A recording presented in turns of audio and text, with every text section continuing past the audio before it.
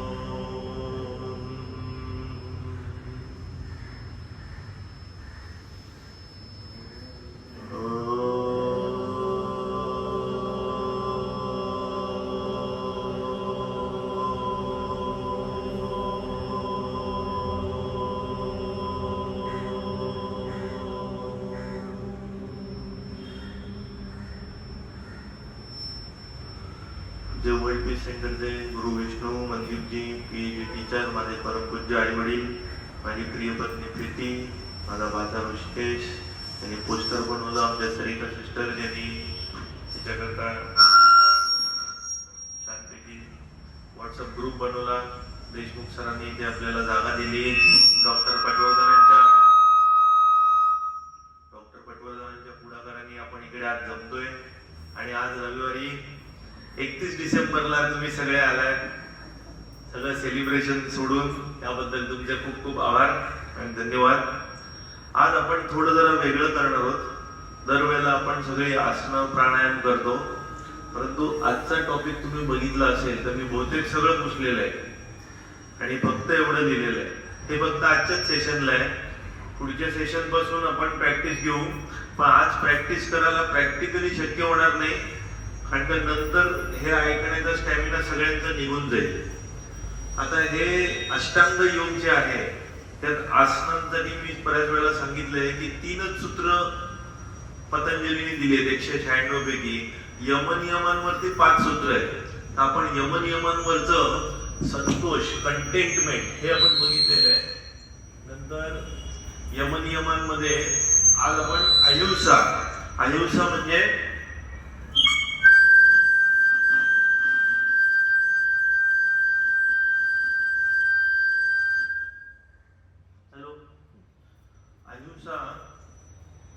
आपण आज बघणार आहोत. पुढच्या वेळेला आपण सत्य, अस्तेय, ब्रह्मचर्य एकत्र घेऊ, मग अपरिग्रह घेऊ, शौच, तपस, स्वाध्याय. म्हणजे जानेवारी महिन्यात आपण यम आणि नियम संपवतोय. बाकीचे यम नियम जे आहेत ते बरेच छोटे आणि सुटसुटीत आहेत, पण अहिंसा जो प्रकार आहे तो सगळ्यात मोठा आहे म्हणून पहिला आहे. बहुतेक सगळ्या धर्मांमध्ये पहिला यम जर वापरला असेल तर तो अहिंसा आहे. जैन धर्मात तर सगळ्यात प्राधान्याने, की आपण गेल्या वेळेला अहिंसेची सगळा इतिहास बघितलेला होता वेगवेगळ्या धर्मांचा. तर आपण आता बघतोय काय की अष्टांग योगात अहिंसा ही कशी आपण अप्लाय करतो किंवा त्याची कशी उत्पत्ती झाली. त्याच्यात मी वेगवेगळी पुस्तकं बघितली, अभ्यास केला, बरेच वर्ष करतोय. त्याच्यात सद्गुरूंचं आहे, बऱ्याच वेगवेगळ्या बुद्धिस्ट लोकांचे युट्यूबवरती व्हिडिओ आहेत. प्रत्येकाने वेगवेगळ्या पद्धतीने अहिंसेबद्दल दिलेलं आहे किंवा रागाबद्दल दिलेलं आहे. अहिंसा मनाने आणि विचाराने आणि शब्दांनी असेल तर राग, द्वेष टाळणं, आणि कृतीने असेल तर व्हायलन्स, हिंसा टाळणं, अहिंसा म्हणतो आपण त्याला. तर दुसऱ्या कुठल्याही जीवाला कुठल्याही प्रकारे क्षती किंवा त्रास होऊन न देणं म्हणजे अहिंसा. तर दुसऱ्या कुठल्याही जीवाला त्रास न होऊन देणं तो विचाराने पण नाही. जी आधी लहानपणी दृष्ट काढायची ते कोणाचे विचार तुला बाधू नयेत हा त्या मागचा हेतू असायचा. तर आपण बघूया अहिंसेचं सगळ्यात मूळ काय आहे. तर जगात सगळ्यात दोन बेसिक इमोशन्स आहेत. एक आहे प्रेम आणि दुसरं आहे भीती किंवा फिअर. आता प्रेम जे आहे ज्याला आपण लव म्हणतो, तर ते एकत्वाची जाणीव ज्यामुळे होते त्याला प्रेम असं म्हणतात. आता जे एकत्व आहे, जे आपण योगाचा अभ्यास करतो, तो योग म्हणजे काय, अंतरात्मा आणि परमात्म्याचं एकत्व. वेदांतात काय सांगतात, तुम्ही मी सगळे एकच होत आणि आपल्यातच देव आहे, तुम्हीच ईश्वर आहात. दिस इज वेदांत. आता या सगळ्या एकत्वाची जी एक्सप्रेशन्स आहेत, जी अभिव्यक्ती, आता एक्सप्रेशनला मराठीत शब्द आहे अभिव्यक्ती, तो बऱ्याच जणांना माहिती नसेल. तर हे प्रेम व्यक्त करण्याची जी पद्धत आहे, जी एकी व्यक्त करण्याची पद्धत आहे, त्याला म्हणतात प्रेम. आता हे जे प्रेम आहे ते एकत्वाचं प्रेम असेल, म्हणजे साधू संतांच्या भाषेत हे विश्वची माझे घर, म्हणजे इट इज इन्क्लुझिव्ह लव, अमर्यादित लव. सगळ्यांना एकत्र करणारं जे प्रेम आहे तेच खरं ज्ञान आहे. आणि जिथे एकत्वाची भावना नाहीये, म्हणजे मी भिन्न तू भिन्न, माझं प्रेम माझ्या स्वतःवरती आहे, म्हणजे माझ्या इगोवरती आहे, माझ्या बायकोवरती आहे, माझ्या मुलीवरती आहे, माझ्या मुलावरती आहे, माझ्या फॅमिलीवरती, आई वडिलांवरती आहे, किंवा माझ्या टीम वरती आहे, माझ्या समाजावरती आहे, माझ्या गावावरती आहे, माझ्या देशावरती आहे. हे लिमिटेड झालं, त्याला संकुचित किंवा सेल्फिश लव असं म्हणतात. दॅट इज कॉल्ड अविद्या किंवा इग्नोरन्स. इग्नोरन्स म्हणजे मिसडायरेक्टेड लव, जे चुकीच्या दिशेने प्रेम जात आहे त्याला इग्नोरन्स म्हणतात. आणि त्यांनी सगळं झाकून गेलेलं आहे. जेव्हा आपण तुम्ही आणि मी वेगवेगळे समजायला लागतो, जे सगळे साक्षात्कारी पुरुष आहेत त्या सगळ्यांना साक्षात्काराचं जेव्हा वर्णन केलं गेलं तेव्हा ते म्हणतात सगळं एकमेकात मिसळत होतो, तुम्ही आणि मी सगळे एकच, एकमेकात एकजीव होत होते, आपण वेगळे नाहीच होत, हे सगळं स्वप्नच आहे. तर ज्याला एकत्वाची भावना साक्षात्कार झालेला आहे तो खरं प्रेम शिकला, त्याला खरं प्रेम कळलं. तर आता हे जे प्रेम आहे, सच्च प्रेम म्हणतो, ते समाविष्ट आहे, सगळ्याला एकत्वाची पुष्टी देतं. आणि जे मर्यादित आहे ते काही कारणाकरता गरजेचं असतं. जेव्हा आपण उत्पत्ती झाली आपली इव्होल्युशन, तेव्हा आपण जेव्हा प्राणी होतो, म्हणजे आहार निद्रा भय मैथुनांच्या आपण पूर्वी गेलेलो होतो, प्राण्याचे जे आपण सेन्स ऑर्गन आणि मन आणि शरीर याचे जेव्हा गुलाम होतो, तेव्हा जे प्रेम होतं ते आपल्याला जगण्यासाठी, संरक्षणासाठी गरजेचं होतं. पण जेव्हा आपण मनुष्य प्राण्यात आपली प्रगती झाली आणि मनुष्य प्राण्याच्या पुढे देवत्व येतं, तर मनुष्य प्राण्यात जेव्हा प्रगती झाली तेव्हा मनुष्य म्हणजेच काय, की ज्याला मन आहे, मनस असलेला तो मनुष्य. प्राण्यांना विचार करण्याची शक्ती एवढी नसते मनुष्य इतकी, म्हणून त्यांना माणूस म्हणत नाहीत, मनुष्य म्हणत नाहीत. तर मन आलं तर त्याच्याकडे सहानुभूती आली, कणव आली, करुणा आली, दया आली, उदारता आली, माणुसकी आली. माणुसकी हा शब्द, मानवता हा शब्द आपण मनुष्यालाच वापरतो, प्राण्यांमध्ये माणुसकी हा शब्द वापरत नाही. तर माणुसकी जेव्हा येते तेव्हा ते युनिव्हर्सल वननेस, जी वैश्विक बंधुत्व आहे, एकत्व आहे, ते आपण परत परत आतून अफर्म करत असतो, आपल्या आतून ते येत असतं. तेच एकत्व वेदांतात म्हटलेलं आहे किंवा शंकराचार्यांनी म्हटलेलं आहे, शिवोहम शिवोहम. तर ते अंतरपरीक्षण जेव्हा तुम्ही करता तेव्हा तुम्ही त्याला अध्यात्मवादी म्हणता. पण जेव्हा तुम्ही शरीर आणि मनाचे गुलाम असता, you are slave of it, तेव्हा तुम्ही शरीरासाठी आणि मनासाठी काही करायला तयार होता. तुमचा मनात जो असतो त्याला अहंकार म्हणतात, इगो म्हणतात, त्याला तुम्ही जपायला जाता. तेव्हा तुम्ही या रॅट रेस मध्ये सहभागी होता. जीवनाच्या रॅट रेस मध्ये तुम्ही जिंकलात तरी शेवटी तुम्ही उत्तम रॅटच म्हणजे उंदीरच राहिला. तर त्याच्यात स्पर्धा आली, हार जीत आली, नफा नुकसान आलं, तुम्ही न्यायाधीश बनता, कोणाचं बरोबर आहे कोणाचं चुकीचं आहे, म्हणजे ह्याच्यात तुम्ही स्वतःच्या इगोपायी सगळी हानी पोचवत असता एकत्वाला, आणि तुम्ही चुकीच्या दिशेने तुमचं प्रेम नेत असता. तुम्ही भौतिकवादी बनता, मला हे पाहिजे, मला ते पाहिजे, माझ्याकडे इतके पैसे पाहिजेत, माझ्याकडे इतके गाडी बंगला प्रॉपर्टी पाहिजे. तुम्ही एक प्रकारे तुमचे इंद्रियांचे गुलाम झालेले असतात. जेव्हा इंद्रियांचे गुलाम झालेले असतात तर एक तर तुमच्या मागे काहीतरी धावत असतं किंवा तुम्ही कशाच्या तरी मागे धावत असता. तुम्ही सतत सतत कशाच्या तरी मागे धावण्यामध्ये कंपल्सिव्ह जगायला लागता, खरं जगणंच विसरून जाता.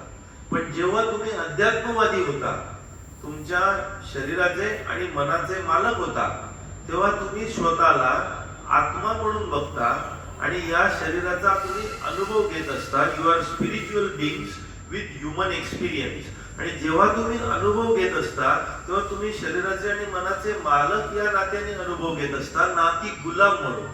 आणि जेव्हा तुम्ही मालक जेव्हा होता तेव्हा तुमचं स्वतःवर नियंत्रण असतं, कारण तुम्ही शरीराचे आणि मनाचे मालक असता, म्हणजे तुमच्या त्या गोष्टी नियंत्रणात असतात. पण जेव्हा तुम्ही गुलाम असता तेव्हा तुमचं त्याच्यावर नियंत्रण नसतं. तुमच्या मनात जी इच्छा होईल, शरीराला जी इच्छा होईल त्याच्या मागे तुम्ही धावत जाता. आणि इच्छांचा प्रॉब्लेम असा आहे की इच्छा जर पूर्ण झाली तर तुम्हाला हाव सुटते आणि इच्छा जर पूर्ण नाही झाली तर तुम्हाला राग येतो. ह्यालाच आपल्या संस्कृत भाषेत म्हटलंय, इच्छा पूर्ण झाली आणि जर हाव सुटली तर त्याला अवरोध प्रीती. म्हणजे फारच प्रेम जागृत होतं त्या भौतिक गोष्टीसाठी, आता मला हे पाहिजेच, अवरोध प्रीती. आणि जेव्हा इच्छा पूर्ण होत नाही म्हणजे अवरोध होतो त्याला विरोधयुक्त क्रोध म्हणतात, म्हणजेच राग तयार होतो. आता राग म्हणजे काय? ऍक्टिव्ह सॅडनेस म्हणजे सक्रिय दुःख. ऍक्टिव्ह सॅडनेस, सक्रिय दुःख. जेव्हा तुम्हाला एखादी वेदना होते किंवा एखादी इजा पोचते किंवा तुमचा फ्रस्ट्रेशन म्हणजे निराशा आलेली असते, भीती आलेली असते, तेव्हा ती झाकण्यासाठी तुम्ही जे अभिव्यक्ती म्हणजे एक्सप्रेशन करता, बाह्य अभिव्यक्ती जे करता, त्यामुळे तुम्हाला तात्काळ शांतता, मी राग दाखवला मला तर बरं वाटलं, किंवा मी राग दाखवल्याने माझी गोष्ट पूर्ण होईल, हे जर मला माहितीये तर काही व्यक्ती, त्या स्त्रिया असो पुरुष असो, मुद्दामून राग करतात. एस्पेशली लहान मुलं, रागवलं कीच मला मिळतं, किंवा अजून मी नावं घेत नाही, वाद होईल, स्त्रिया पुरुष जर म्हणत बसलो, बायका नवरे म्हणत बसलो तर. पण त्या ह्याच्यात तुम्ही तो राग दाखवला जातो तुमच्या इच्छा पूर्ण करण्यासाठी किंवा अतृप्त इच्छा व्यक्त करण्यासाठी. खर तर हा जो राग आहे तो मनामध्ये रिफ्लेक्स म्हणून तयार झालेला आहे आपल्या सर्व्हायव्हलसाठी. जेव्हा तुम्हाला राग येतो तेव्हा तुम्ही फाईट करू शकता. म्हणून बहुतेक युद्धामध्ये राग आणण्यासाठी ढोल ताशे वाजवले जातात, वेगवेगळी तिथे सांगितलं जातं राग उद्युक्त करण्यासाठी की तुम्ही लढायला तयार व्हावं म्हणून. आपण पुढे येऊया इनॅक्टिव्ह अँगर. जेव्हा असक्रिय राग असतो तेव्हा त्याला दुःख म्हणतात, आणि जेव्हा तुम्ही दुःख जास्त वेळ पकडून बसता तेव्हा त्याला सॉरो म्हणतात, मोठं दुःख. आता चीड, अनॉयन्स म्हणजे काय? जेव्हा तुम्ही कॉन्शियसनेसने, जाणीवपूर्वकतेने विचार करणं सोडून देता किंवा विसरून जाता, जाणीवपूर्वकतेने कॉन्शियस थिंकिंग तुम्ही डिस्टर्ब होतं, इरिटेट होता, तेव्हा त्याला चीड म्हणतात. उदाहरणार्थ तुम्ही ट्रॅफिक मध्ये अडकलात, तुम्हाला कुठेतरी जायचंय आणि काही हालतच नाही, जो येईल तो घुसतोय, अशा ह्याच्यात तुम्ही नॉर्मल विचार करू शकत नाही, त्याला चीड येते म्हणतात. एखादी माशी येऊन बसली, सारखी तुम्हाला त्रास देते, तुम्ही मारून ती काही मरत नाहीये, परत परत येऊन तुम्हाला छळतीये, तुम्ही विचार हरवून बसलेला, कॉन्शियस थिंकिंग केलंय, त्याला चीड म्हणतात. सततचा राग जेव्हा एखाद्या व्यक्तीबद्दल किंवा एखाद्या गोष्टीबद्दल तुम्हाला असतो तेव्हा त्याला द्वेष म्हणतात.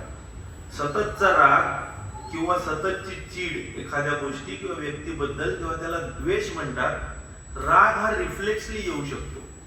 उदाहरणार्थ एक मनुष्य असतो, तो म्हणतो की आता राग सोडतो, एका तळ्याच्या मध्यभागी जाऊन बोट घेऊन बसतो आणि तिथे मेडिटेशन करतो, ध्यान धारणा करतो, आणि तो ठरवतो आता कोण डिस्टर्ब करायला येणार नाही, रिकाम्या बोट्या पडलेल्या असतात किनाऱ्यावरती, तो घेतो बोट, बोलवत जातो सेंटरला आणि मस्त वारा वाहत असतो आणि तो आता ध्यान लावून बसतो.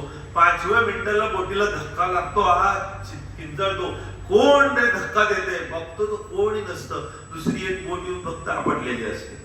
म्हणजे राग त्याच्या हातात असतो, बाहेरून फक्त ट्रिगरची गरज असते. तर गोष्ट अशी आहे की राग हा कधी कधी रिफ्लेक्सली येतो.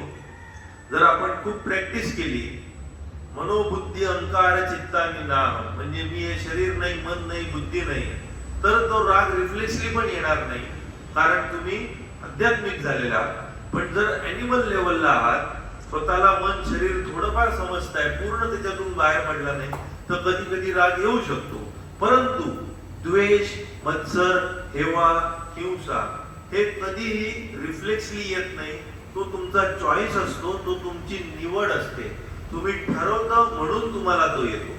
तर सततचा राग जेव्हा येतो तेव्हा कधी कधी तुमची नैतिकता चुकीची असते, तुमच्या व्हॅल्यू चुकीच्या असतात. दुसरा एक प्रामाणिक सांगतोय तुम्हाला पटत नसतं, किंवा तुम्हाला असं वाटतं मीच बळीचा बकरा म्हणून तुम्ही बोलता, किंवा हक्काची भावना, एंटायटलमेंट, माझंच सगळं बरोबर आहे, जग सगळं चुकीचं आहे, कोण आहे ते मूर्ख आहे, कोण रे तू. जेलसी म्हणजे मत्सर, एखाद्या व्यक्तीबद्दल तुमची नाराजी असेल, किंवा त्या व्यक्तीला काय देवाने चांगल्या गोष्टी दिल्या त्या जर तुम्ही मोजत बसलात, तर तुमच्या मनात असूयेची भावना होईल, जेलसीची भावना होईल. एन्वी, हेवा, एखाद्याला एखादी गोष्ट मिळाली आहे किंवा एखादा फायदा होतोय आणि तो फायदा किंवा ती वस्तू तुम्हाला पाहिजे पण मिळत नाहीये, तर तो हेवा वाटायला लागेल. आपले मीडिया जे असतात म्हणजे दूरदर्शनची जाहिराती वगैरे, वर्तमानपत्र, सगळ्या ह्याच्यात तुमच्यात एन्वी तयार करण्यासाठी असतात. लहानपणी मला एक जाहिरात आठवते ओनिडा टीव्हीची, नेबर्स एन्वी ओनर्स प्राईड, म्हणजे शेजाऱ्यांना हेवा वाटावा आणि ज्याचा मालक आहे तो ओनिडा टीव्ही त्याचा तो अभिमान आहे. म्हणजे मुद्दामून उलट तुमच्या डोक्यात घुसवण्याची आयडिया की बघा तुमच्याकडे काय आहे, माझा शर्ट दुसऱ्यापेक्षा स्वच्छ कसा झाला, हेवा वाटला पाहिजे दुसऱ्याला, हेवा वाटण्यासाठी मी काहीतरी करतो. म्हणजे मीडिया तुमच्यात घुसवत असतं अशा जाहिराती सारख्या सारख्या बघून. ॲग्रेशन, आक्रमकता, म्हणजे शारीरिक अभिव्यक्ती ऑफ अँगर, म्हणजे रागाचं शारीरिक एक्सप्रेशन, त्याला ॲग्रेशन असं म्हणतात. हिंसा, हिंसा हे ॲग्रेशनचा ॲडव्हान्स फॉर्म, कठोर अभिव्यक्ती किंवा कठोर physical expression, harsh expression, physical expression of अँगर आणि ॲग्रेशन. हिंसेमध्ये दुसऱ्याला इजा पोचवण्याचा किंवा मारायचा हेतू असतो, जे चांगलं नाहीये. हे हिंसा जे आहे ते द्वेषावर बेस झालेलं आहे, ते नैतिक कधीच नसते, ते अनैतिकच असते. त्यामुळे दुसऱ्यांचे तुम्ही मानहानी करून टाकता, दुसऱ्यांची तुम्ही काय म्हणतात समूळ नाश करायचा बघता. त्यामुळे दुसऱ्यात कटुता येते आणि जो हिंसा करत असतो त्याच्यात हिंसकता राहते. रेज, चौताळणे, उग्र हिंसकता. रेज म्हणजे उग्र हिंसकता, म्हणजे उदाहरणार्थ टोल नाक्यावरती टोल द्यायला थोडा काहीतरी मागितला आणि त्याला राग आला आणि बंदूक काढली आणि गोळी घातली, अशा आपण ज्या गोष्टी ऐकतो दॅट इज रेज. किंवा ओव्हरटेक करतो, तू ओव्हरटेक कसा करतो, काढली बंदूक घातली गोळी. हे नोएडा दिल्लीच्या भागात अशा घटना घडलेल्या आहेत, आपल्या इथे कुठे कुठे घडलेल्या आहेत. तर तुम्ही वर्तमानपत्र, न्यूज चॅनल बघितले तर या रेजच्या गोष्टी कळतील. ह्या रेज का होते, तर हे टेम्पररी किंवा डेव्हलपमेंटल, म्हणजे जसजशी जडणघडण होत असते तर जन्मापासूनच ते बाळ विचित्र असतं, त्यांच्यात मेंटल जेनेटिक मेकअपच वेगळा असतो. की रागाचं परसेप्शन म्हणजे तुम्हाला जी रागाचं आकलन करायचं असतं गोष्टीचं, परिस्थितीचं, ती परिस्थितीची प्रक्रिया मनात करायची असते आणि त्या परिस्थितीचा अर्थ लावायचा असतो. याच्यात कुठेतरी डिफेक्ट असतो, दोष असतो. म्हणजे आकलन, प्रक्रिया आणि अर्थ, परसेप्शन, प्रोसेसिंग, इंटरप्रिटेशन, याच्यात जेव्हा दोष होतो तेव्हा त्या व्यक्तीवरती एवढं लोड पडतं की ते हँडल करू शकत नाही आणि एकदम टोकाची भूमिका घेतात. आता एक टेम्पररी केव्हा होतं, आपण हिंदी पिक्चर मध्ये बघतो कोणाचा तरी मर्डर होतो, तो म्हणतो कुत्ते बघितले मैं खून पी जाऊंगा, मैं उससे छोडूंगा नाही, म्हणजे त्याला रेज आली ती. मग दुसरा म्हणतो शांत हो, रागात गोष्टी करू नको, तुझाच नाश होईल. मग तो ते टाळायचा प्रयत्न करतो. दिस इज कॉल्ड रेज. तर आपण इकडे परत येऊया. जेव्हा तुम्ही मालक असता तुमच्या मनाचे आणि शरीराचे, तर सगळ्या गोष्टी तुमच्या कंट्रोल मध्ये असतात. संस्कृत मध्ये म्हटलंय सर्वम परवशम दुःखम सर्वम आत्मवशम सुखम. जे तुमच्या नियंत्रणात आहे ते सुख आहे, तुमच्या नियंत्रणात नाहीये ते दुःख आहे. जेव्हा तुम्ही गुलाम असता तुमच्या शरीराचे आणि मनाचे, तर तुमच्या नियंत्रणात नाहीये, मनाला येईल तिथे तुम्ही धावताच आहात, तिथे कधी न संपणारेच दुःख तुमच्या पाठीमागे लागणार आहे. जेव्हा तुम्ही एखाद्या गोष्टीच्या मागे लागता, त्याच्यात फार छान सुभाषित आहे भगवद्गीतेत दिलेलं, ध्यायतो विषयांतुंचा संगस्ते शुपजायते संगात संजायते कामा कामात क्रोधोपि जायते. क्रोधात भवती सम्मोहा, सम्मोहात स्मृतिविभ्रमा, स्मृतिभ्रंशात बुद्धिनाशो, बुद्धिनाशात प्रणश्यती. एखाद्या गोष्टीचा सारखा सारखा विचार करून ती गोष्ट हवी हवीशी वाटायला लागते. ती हवी हवीशी वाटायला लागल्यामुळे तिच्याबद्दल इच्छा अतितीव्र व्हायला लागतात. अतितीव्र इच्छा पूर्ण नाही झाल्या तर राग येतो. रागावरून तुम्ही भ्रमित होता. भ्रमित झाल्यावर तुमची स्मरणशक्ती कोलमडते आणि स्मरणशक्ती केल्यावर तुमची बुद्धिनाश होते आणि बुद्धिनाश झाल्यावर तुम्ही जीवन मरणाच्या चक्रात परत परत अडकत राहता. त्याच्या उलट जो आध्यात्मिक आहे तो विचार करतो कर्मण्येवाधिकार असते मा फलेषु कदाचन, मा कर्मफल हेतुर्भूर माते संगोष्टो कर्मणी. म्हणजेच कर्म करीत राहा, फळाची अपेक्षा करू नका. फळ मिळणार नाही म्हणून कर्म करणं सोडून देऊ नका. जे तुमचं कर्म आहे ते तुम्ही करत चला. ह्याच्यात जे आध्यात्मिक आणि जे भौतिक आहे ह्याच्यातला कसा फरक आहे. प्रोफेसर असतो, मला म्हातारा झालेला असतो, गेट टुगेदरला सगळे विद्यार्थी जमलेले असतात त्याच्या लायब्ररीमध्ये आणि खूप मोठे मोठे झालेले असतात. 10-15 विद्यार्थी आलेले असतात. कोण डॉक्टर, इंजिनियर, वैमानिक, स्पेस ॲस्ट्रॉनॉट वगैरे, पॉलिटिशियन, नाव कमवलेले असतात, सगळे आलेले असतात. तर प्रोफेसर म्हणतो मी तुम्हाला कॉफी घेऊन येतो. मग तो आत जातो आणि कॉफी तयार करायला घेतो. तेव्हा सगळे चर्चा करतात मी इतका बिझी आहे, मला वेळ नाही, मी हे करतो, रात्रंदिवस हे ते. प्रत्येक जण स्वतःची थोडक्यात बडाई मारत असतो. प्रोफेसर घेऊन येतो कॉफी थर्मासमध्ये आणि असे 10-15 कप असतात. प्रत्येक कप वेगवेगळ्या आकाराचा, वेगवेगळ्या शेपचा, वेगवेगळ्या साईजचा, कमी जास्त असतो आणि तो असा ठेवतो तिथे. ते ठेवल्यावर सगळे रेस मध्ये लागतात. सगळे भौतिकवादी रेस मध्ये लागतात. सगळ्यात चांगला कप कोण घेते, जे झडप मारतात, जो मिळेल तो घेतात. कप घेतात, प्रोफेसर कॉफी ओतून देतात. जो तो बघत असतो माझा कप चांगला का तुझा कप चांगला. प्रोफेसर म्हणतो मुलांनो हे तुमचं आयुष्य आहे. ते आयुष्य आहे ना ते कॉफी दे. त्या कॉफीचा आनंद घेण्याच्या ऐवजी तुम्ही कप कडे बघूनच रडत बसलाय, माझा कप चांगला की तुझा कप चांगला. कॉफी प्यायचा आणि त्याचा आनंद घ्यायचा तुम्ही विसरून झालेला. तर ते भौतिक जगात जे असतात ते कंपल्सिव्हली जगत असतात. ते कॉन्शियसली न जगल्यामुळे जगण्याचा आनंदच घ्यायला विसरून जातात. आज सकाळी उठल्यापासून आज सेलिब्रेशन काय करायचं, कसं करायचं, काय इथेच सगळे मागे लागले. उद्या काय करणार, परवा काय करणार, या क्षणाचा आनंद घ्यायलाच विसरून जातात. They are acting compulsively. ते ह्याच्यात एखादी बुद्धाला विचारलं, तिथे इंग्लिश गोष्ट आहे, मराठीत बुद्धाला बुद्धाच्या भाषेत विचारलं असणार, पाली भाषेत किंवा कुठल्या किंवा लिपी. तर त्याला विचारलं आय वॉन्ट हॅपीनेस, मला आनंद पाहिजे, तर काय करू मी. तर बुद्धांनी शांतपणे त्याला उत्तर दिलं, मला हा शब्द काढून टाक, रिमूव्ह आय. वॉन्ट मला पाहिजे ही गोष्ट काढून टाक. उरलं काय, निखळ आनंद, हॅपीनेसच उरला. तर मला, मी, माझं हे काढून टाका, आपलं म्हणायला लागा. पाहिजे म्हणजे इच्छाच झाली, कोणाला झाली, शरीराला आणि मनाला. पाहिजे म्हटल्यावर तुमच्यापाशी दुःख आलंच. मग ते पाहिजे हे काढून टाका, द्यायचं बघा, तुमच्याकडे आनंद ऑटोमॅटिक येणार. जेव्हा तुम्ही अटॅचमेंट सोडता तेव्हा काय लक्षात घ्या, तुम्ही काही घेऊन आलेला नाही आहात, काही घेऊन जाणार नाही आहात. सगळं देवाचं ते इथेच आहे. पण म्हणून काही सगळं सोडून द्यायचं नाही. त्याच्यावर मनाने आसक्त होऊ नका, त्याच्याशी अटॅच राहू नका आणि निरपेक्ष बुद्धीने काम करा, हे त्यांचं म्हणणं आहे. तर आपण पुढचं येऊया, लव्ह इन ऍक्शन. प्रेम हे कृतीमध्ये कसं दिसतं, तर त्याला क्षमा म्हणतात. Love in action. आता मार्टिन ल्युथर किंग मोठे अहिंसावादी होऊन गेले. त्यांनी म्हटलं होतं, अंधाऱ्या रात्रीत तुम्ही अंधार घालून तो अंधार कधीच जाणार नाही. अंधाराचा उपाय हा उजेड कधीच नाहीये. हे लक्षात आलं तुम्हाला. An eye for an eye. माझा एक डोळा मारला मी तुझा दुसरा डोळा फोडतो. An eye for an eye will make the whole world blind. त्यांनी सगळं जग आंधळ होऊन बसेल, हे महात्मा गांधींचं वाक्य होतं. आजार जो असतो हिंसेचा किंवा व्हायलन्सचा, तो आजार कधीही दुसऱ्याला पसरवून बरा होत नाही, तो तुम्ही तिथेच थांबवणं गरजेचं असतं. आर्थर कॉनन डॉयल यांनी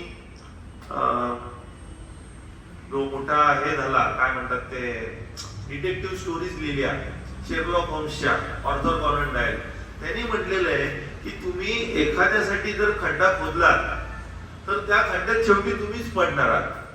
जो शेवटी चाकू काढतो दुसऱ्याला मारण्यासाठी, जो दुसऱ्याला मारण्यासाठी चाकू काढतो तो अंततः स्वतः चाकूनीच मरतो. त्यामुळे शेक्सपियरनी पण म्हटलंय, violent delights have violent ends, violent delights have violent ends, like fire and powder, as they kiss they consume. म्हणजे जेव्हा तुम्ही हिंसक गोष्टीच्या मागे लागता तेव्हा त्याचा अंत हिंसकच होतो. जशी स्फोट करणारी पावडर आणि आग यांचं एकत्र मिश्रण झालं की ते दोन्ही भस्मसात होऊन जातं. तर अंधाराचा उपाय हा उजेड आहे, रागाचा उपाय हा प्रेम आहे, द्वेषाचा उपाय हा फॉरगिव्हनेस क्षमा आहे, हिंसेचा उपाय हा बुद्धिचातुर्य. रविशंकर म्हणतात, the treatment or remedy of violence is wisdom. Mother Teresa म्हणते, कोणी तुमच्याशी रागाने वागलं तुम्ही प्रेमाने वागा, कोणी तुम्हाला फसवलं तुम्ही चांगलंच वागा, कोणी तुमच्याबद्दल वाईट विचार केला तुम्ही चांगलाच विचार केला. अशी 4-5 गोष्टी सांगून शेवटी त्या म्हणतात की शेवटी हिशोब तुमच्यात आणि देवाच्यात आहे, तो तुमच्यात आणि इतरांच्यात कधी नव्हताच. आता अहिंसेचे मध्यवर्ती वैशिष्ट्य काय? आपण अहिंसा बघतोय, पहिले एकत्व बघितलं, मग ट्रू लव्ह, सेल्फलेस लव्ह, सच्च प्रेम काय आहे, मग लव्ह इन ऍक्शन, क्षमा बघितली. मग अहिंसेचे मध्यवर्ती वैशिष्ट्य काय आहे? तर ह्युमिलिटी म्हणजे नम्रता. ह्युमिलिटी, नम्रता म्हणजे अहिंसेचा पहिलं प्रिन्सिपल काय येतं? Non cooperation with everything that is humility. म्हणजे जे तुमचं ह्युमिलिटी, मानहानी करून टाकतं त्या गोष्टीशी असहकार आंदोलन करा. जेव्हा मिठावरती टॅक्स लावायचा म्हटलं तेव्हा तिथे असहकार आंदोलन उभारलं गेलं, तर दॅट इज कॉल्ड असहकार आंदोलन, नॉन कोऑपरेशन विथ एव्हरीथिंग ह्युमिलिएटिंग. जेव्हा तुम्ही नम्रता असते, विनम्रता असते, तेव्हा तुम्ही दुसऱ्याचं मन जिंकता, हृदय परिवर्तन करायला मदत करता, ते तुम्हाला एम्पॉवर करतं, सक्षम करतं. हिंसेने दुसऱ्याचा अपमान होतो, समूळ नाश होतो. आता हिंसक वृत्ती असलेल्या लोकांच्या काही कमेंट्स आहेत. स्टॅलिन म्हणाला होता की एक मनुष्य मेला तर ते त्याचं दुर्दैव, ट्रॅजेडी आहे, पण लाखो लोक मेली तर त्याला स्टॅटिस्टिक्स म्हणतात. स्टॅटिस्टिक्सला काय म्हणतात मराठीत? संख्याशास्त्र म्हणतात. क्लिफ हँगर एक पिक्चर होऊन गेला, त्याच्यात जो विलन असतो तो मारत असतो काही जणांना, आणि दुसरा म्हणतो तू का मारतोय ना? तो म्हणतो थोड्या जणांना मारलं तर तुम्हाला खुनी म्हटलं जातं, लाखो लोकांना मारलं तर तुम्हाला जगज्जेता म्हटलं जातं. खमेर रूज म्हणजे आता मी कंबोडियाला गेलो होतो, तर कंबोडियामध्ये खमेर रूज म्हणून एक 1975 ते 1979 साली खूप एक्स्ट्रीम कम्युनिझम राजवट होऊन गेली. त्यांनी बरेच अत्याचार केले, लाखो लोकांना मारले वगैरे. त्यांची काही ब्रीदवाक्य होती, 100 निरपराध मारले गेले तरी चालतील, पण एक अपराधी सुटता कामा नये. अपोजिट लाईन होती. लक्षात आलं ना तुम्हाला? म्हणजे अशा प्रकारचे काही जणांची आयडिओलॉजी असते. अल कपोन म्हणाला होता की नुसतंच प्रेमळ शब्द उपयोगाचे नाही आहेत. तुमच्या हातात पिस्तूल असेल आणि प्रेमळ असेल शब्द तर तुम्ही जास्त दूर जाऊ शकता. माल्कम एक्स म्हणून एक समाज सुधारक अमेरिकेत लावून गेला, तो म्हणाला तुम्हाला जर बंदूक ठेवायची असेल तर त्याच्याकरता बंदूक पहिले तुम्ही उचलायला पाहिजे, आणि अहिंसा चांगली आहे जोपर्यंत ती काम करते. जेव्हा अहिंसा काम नाही करणार तेव्हा हिंसेचा आधार घ्या. तर आपण येऊया हिंसा, अहिंसा किंवा हा जो राग आहे तो कशा प्रकारे आपण व्यक्त करतो. तर आपण मी जरा संशोधन केलंय, स्वतःचीच आयडिया आहे. आपण पहिले कुत्र्यांना बघितलं भुंकताना, बार्क, ते भुंकतात, बार्क करतात. म्हणजे आपल्या मनाविरुद्ध काही घडलं, आपल्याला जर राग आला, पेन, फ्रस्ट्रेशन, फिअर काही जरी आलं तर आपण ओरडायला लागतो, बोलायला लागतो, शाब्दिक चकमक घडायला लागते. नंतर फारच आपल्याला सहन नाही झालं तर कुत्रे चावायला लागतात, मग आपण मारायला लागतो. आपण जर चुकीचा अर्थ काढून घेतला की आम्हीच काय ते खरे तुम्ही कसे चुकीचे, मग दुसऱ्याला कमी लेखणं, खालती घालून पाडून बोलणं, ही एक प्रकारे हिंसाच झाली, शाब्दिक हिंसा झाली. विक्टिमहूड, मीच बळीचा बकरा, सगळं जगच मला छळतंय असं सगळ्यांना मुद्दामून दाखवणं, हा देखील एक हिंसेचाच प्रकार आहे. आणि कधी कधी तुम्ही व्यसनाधीन होऊन जाता त्या हिंसेमुळे, आणि अतिशय तुम्हाला जर जगणं अशक्य झालं तर तुम्ही शेवटी आत्महत्या देखील करता. अपेक्षा, अपेक्षा, एक्सपेक्टेशन. आता हा फार महत्वाचा मुद्दा आहे. जेव्हा तुम्ही आध्यात्मिक असता किंवा तुम्ही कुठल्याच अपेक्षा ठेवत नाही, पण जेव्हा तुम्ही भौतिक मध्ये असता किंवा तुमच्याकडून स्वाभाविक अपेक्षा तयार होतात, तर अपेक्षा हे सगळ्या दुःखांचं मूळ म्हटलं जातं. जेव्हा तुम्ही एखादी गोष्ट शोधता तेव्हा तुम्हाला तिचे भोग देखील त्याच्या बरोबर घ्यायला लागते. जे खरं प्रेम असतं, आपण प्रेमाच्या गोष्टी करतोय, त्याच्यात कुठलीही दुकानदारी नसते, कुठल्याही अपेक्षेशिवाय प्रेम असतं. गिव्ह आणि टेक, लेन देनचा त्याच्यात व्यवहार नसतो. जेव्हा तुम्ही चुकीच्या अपेक्षा ठेवता किंवा दुसऱ्याच्या जागी स्वतःला तुम्ही इमॅजिन करता, कल्पना करता, हे बऱ्याच जणांचं चुकतं. मी त्याच्या जागी असतो ना तर असं केलंच नसतं, मी त्याच्या जागी असते तर असा विचार पण केला नसता, हे जे आपण म्हणतो ते सोडून द्या. तुम्ही त्यांच्या जागी नाही आहात, तुम्ही तुमच्या जागी आहात. तुम्ही काय करू शकता ते ठरवा. दुसऱ्यांचे न्यायाधीश बनू नका. त्यांच्याकडून कुठल्याही अपेक्षा न ठेवणं हा सगळ्यात मोठा राजमार्ग. आयुष्यात सगळ्यात मोठी जर तुम्हाला इजा होत असेल तर तुमच्या अपेक्षा भंगाची इजा होते. त्यामुळे आयुष्य तुम्हाला शिकवत असतं, त्याच्याकडे लक्ष द्या. तुम्ही लक्ष नाही दिलं तर ते धडे परत परत शिकवतो. अशा याच्यात तुम्ही जे शिकता त्याच्यातून शहाणपण तुम्ही मिळवा. आता एक सगळ्यात सिंपल आणि छान फॉर्म्युला आहे. अपेक्षा वजा वास्तविकता, expectation minus reality is called disappointment और फ्रस्ट्रेशन, पश्चाताप, रिग्रेट. म्हणजेच तुमच्या अपेक्षा ज्या आहेत आणि वास्तविकता आहे याच्यात जर अंतर असेल तर तुमच्या नशिबी निराशा किंवा पश्चाताप आल्याशिवाय राहणार नाही. म्हणजे तुम्हाला निराशा, पश्चाताप, दुःख व्हायला नकोच आहे तर काय केलं पाहिजे? एक तर अपेक्षा ठेवूच नका किंवा अपेक्षा फार मिनिमम ठेवा, ज्या तुमच्या पूर्ण होऊ शकतील, रिझनेबल असतील, विदिन रीच असतील. किंवा अपेक्षा ठेवल्याच नाही तर जी वास्तविकता आहे ती स्वीकारा, ऍक्सेप्ट. आता ऍक्सेप्ट जे आहे त्याच्यावर आपण थोडं पुढे बोलू. तर ऍक्सेप्ट करा जी परिस्थिती आहे ती जर तुम्ही ऍक्सेप्ट करू शकत नसाल तर परिस्थिती बदलण्यासाठी कष्ट घ्या, ती चेंज करण्यासाठी प्रयत्न करा, झगडा आणि त्याच्यातून तुम्ही राईज व्हा, तर तुम्हाला निराशा आणि पश्चाताप येणार नाही. तर लास्ट पॉइंट आहे फिअरलेसनेस. मग कृतज्ञता, जाणीवपूर्वकता आणि माइंडसेट, एवढेच पॉइंट उरलेले आहेत. ते शेवटी आपण जे बघतोय ते रागाचे फायदे काय, नुकसान काय आणि रागावर विजय कसा मिळवायचा. म्हणूनच आजचा टॉपिक मोठा होईल, म्हणून मी जरा इकडेच सुरुवात केली. आता 7:20 झाले, अर्ध्या तासात संपेल आपलं. तर फिअरलेसनेस, खरं प्रेम जे असतं ते फिअरलेस असतं. खऱ्या प्रेमाला भीती नसते, कारण त्याला कुठलीच अपेक्षा नसते, तर भीती येणार कुठून? एका मुलाचं एका मुलीवरती खूप प्रेम असतं आणि ती मुलगी त्याला काय कारणानंतर सोडते, तो बास्केटबॉल खेळायला येतो, सगळे मित्र म्हणतात अरे तू एवढा छान खेळतोय, तुला काहीच दुःख झालेलं नाही, ती तुला सोडून गेली ना एवढी. तो म्हणतो माझं तिच्यावर खरं प्रेम होतं, तिचं माझ्यावर खरंच प्रेम नसणार म्हणूनच ती मला सोडून गेली. मी काहीच गमावलं नाहीये, तिनेच गमावलंय सच्चा प्रेम करणारी व्यक्ती, तर मी दुःख का करून घेऊ? प्रत्येक आई वडिलांची मुलगा परदेशात आहे फार अपेक्षा असते की मुलांनी काहीतरी माझ्यासाठी केलं पाहिजे. ती अपेक्षाच त्यांना त्रास देते. खरं प्रेम असेल तर कुठली अपेक्षा तुम्ही ठेवणारच नाही.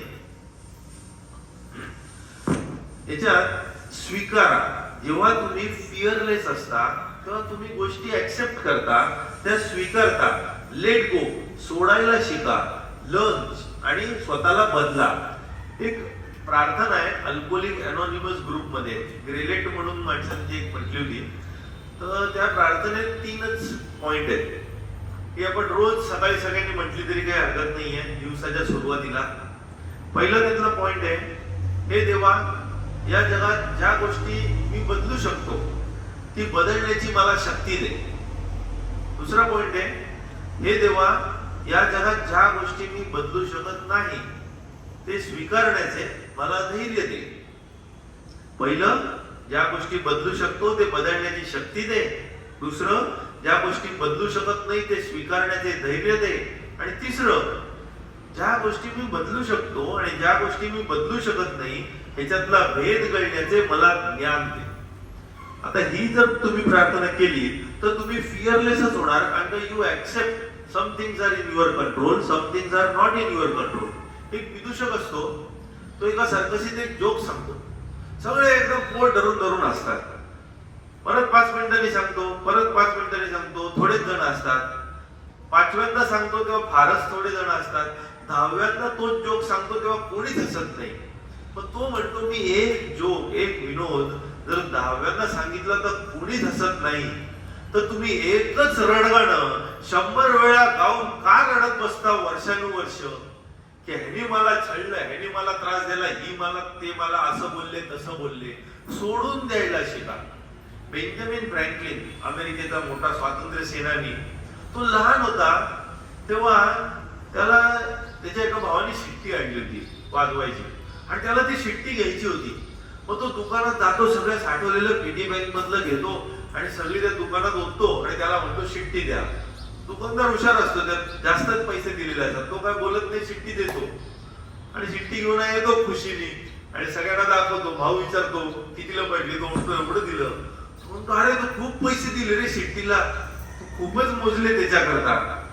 बेंजामिन फ्रँकलिन म्हणतो मला शिट्टीचा आनंद झाला होता, मी किती मोजले ते सोडून दिलं, पण मी मोठा होत गेलो तेव्हा माझ्या लक्षात आलं छोट्या क्षुल्लक मानापमानासाठी रोग राग मनात धरून किती किंमत मोजत असतात त्याची त्यांची त्यांनाच कल्पना नसते. तर ती सोडून द्यायला शिका. या शिट्टीसाठी आयुष्यात एवढी किंमत मोजू नका. कधी कधी आपण भुसा जर बघितला लाकडाचा, काही जणांना तो भुसा परत घासायची हौस असते, म्हणजे झालेल्या चुका परत परत उघडण्याची हौस असते. गोष्टी घडून गेल्या तरी घासणार. काल सगळ्या घटना घडल्यात, सगळं झालंय, माफ करून झालंय, सगळं सोडून द्या.